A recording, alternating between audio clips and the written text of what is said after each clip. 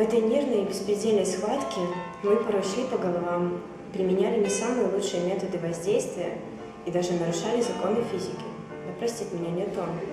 Всю ту вину, что я испытываю, не передать ни словами, ни эмоциями. То, до каких низменностей мы опускались, идя наперекор со своим принципом, а все ради чего?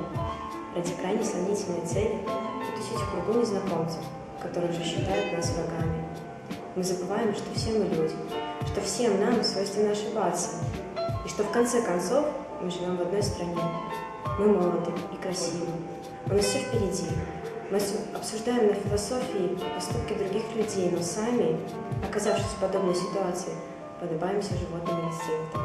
Мне хочется попросить прощения у всех тех, кого мы обидели. Пусть это будет банально и совсем не мило, но мне искренне стыдно за студентов нашего университета и за себя лично. Уже ничего не исправить. Что было, то прошло. Но впереди еще целая вечеринка, и хотелось бы провести это время, как в кругу старых и добрых друзей, а не выяснять отношения и припоминать все плохое. Мы люди, возможно, не самые хорошие, и нам очень стыдно.